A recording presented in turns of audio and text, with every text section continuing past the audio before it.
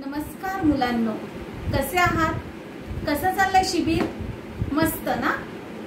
आज मी तुमच्यासाठी आणखीन एक छान अशी शौर्य कथा घेऊन आली आहे। तुम्हाला माहितीये का, तुमच्या इतिहासाच्या पुस्तकात कदाचित तुम्ही सगळ्यांनी वाचलं असेल आणि त्यांचा अभ्यास पण केला असेल। तो म्हणजे अगदी तुमच्याच वयाचा क्रांतिकारक शिरीष कुमार। अवघ 15 वर्षांचं वय होतं बरं का, जेव्हा त्यांनी हौतात्म्य पत्करलं। त्या शिरीष कुमारांची गोष्ट आज मी तुम्हाला सांगणार आहे। महाराष्ट्रामधल्या नंदुरबार या ठिकाणी शिरीष कुमारचा जन्म झाला।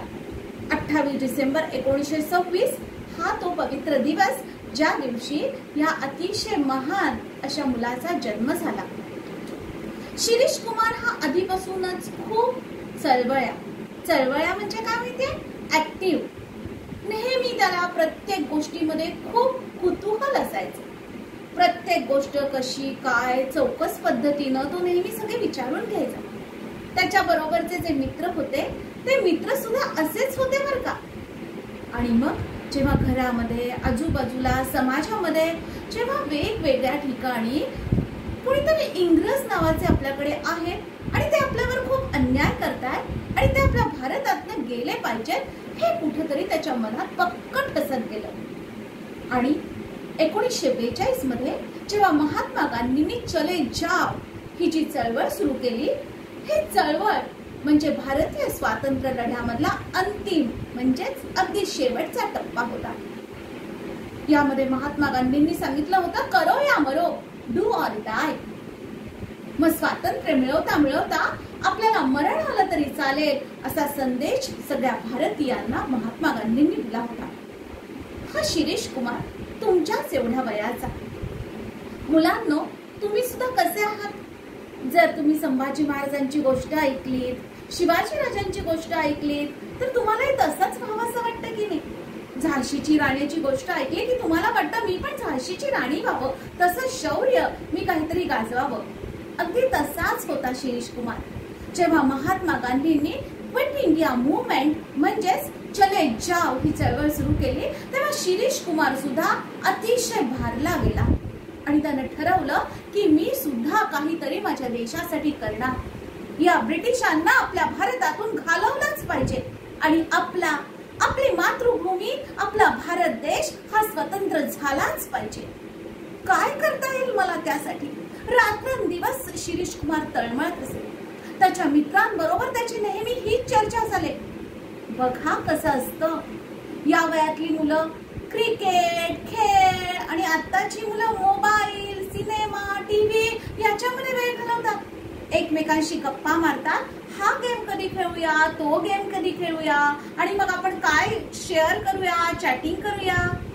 पण याच वयाचा शिरीष कुमार आणि त्याचे मित्र मात्र कशा गप्पा मारत होते, तर माझा भारत कसा स्वतंत्र होईल, मी माझ्या देशासाठी काय करू शकेल, या देशासाठी लढता लढता माझे प्राण मला कसे देता येतील, असा विचार करत होते। खरोखर किती महान विचार होते। शिरीष कुमार सगळ्या बातम्या ऐकत असे, काय काय चाललंय त्याचं निरीक्षण करत असे। आणि मग तो दिवस उजाडला, तो म्हणजे 9 सप्टेंबर 1942। 9 सप्टेंबर 1942 या दिवशी शिरीष कुमार आणि त्याच्या मित्रांनी ठरवलं की आता आपण एक मोठी अशी प्रोसेशन काढायची, एक मूक मोर्चा काढायचा आणि त्याच्यामध्ये आपण काहीही नाही म्हणजे अहिंसक मार्गाने आपण चालू लागायचं फक्त घोषणा द्यायच्या। आणि सगळी मुलं निघाली, त्यांच्या पुढे होता समोर शिरीष कुमारच्या हातामध्ये तिरंगा फडकत होता आणि त्याच्या तोंडातून सतत घोषणा येत होत्या, वंदे मातरम, वंदे मातरम। आणि त्याच्या बरोबर छोटे छोटे त्याचे मित्र सुद्धा म्हणत होते, वंदे मातरम, भारत माता की जय, भारत माता की जय। आणि हे करत असताना जेव्हा त्यांची जी सगळा जो मोर्चा आहे हा मंगल बजार या ठिकाणी आला। मंगल बजार हा नंदुरबार मधला अतिशय एक मोक्याचं असं ठिकाण। त्या ठिकाणी पोलिसांनी संपूर्ण नाकाबंदी करून ठेवलेली होती। सगळीकडे त्यांनी बॅरिकेड्स टाकलेले होते। पण शिरीष कुमार आणि ते मात्र काही थांबायला तयार नाही। त्यांचं चाललंच होतं, भारत माता की जय, वंदे मातरम। तेवढ्यात पोलिसांची एक तुकडी धडधड तिकडे आली। त्यांनी पाहिलं की ही छोटी छोटी घोषणा देतात. भारत माता वंदे मातरम, भारत माता की जय असं म्हणतात. त्यांनी सांगितलं, बच्चो ठहर जाओ, आगे बढ़ना नहीं, ये लाठी चलाएंगे हम.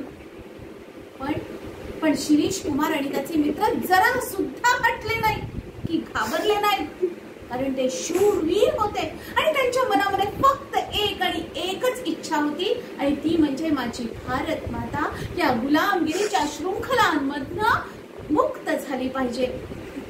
आणि काय सांगू मुलांनो, एका क्षणात त्या पोलिसांनी त्या मुलांच्या वयाचा विचार न करता लाठी हल्ला सुरू केला आणि इतका बेछूट लाठीमार केला, इतका बेछूट लाठीमार केला, बंदुकांच्या फैरी झाडल्या आणि या सगळ्यामध्ये शिरीष कुमार घायाळ होऊन धारातीर्थी पडला. मरताना सुद्धा, शेवटचा श्वास सोडताना सुद्धा त्याच्या तोंडामध्ये एकच आणि एकच शब्द निघत होता, एकच वाक्य निघत होतं, आणि ते म्हणजे भारत माता की जय, वंदे मातरम.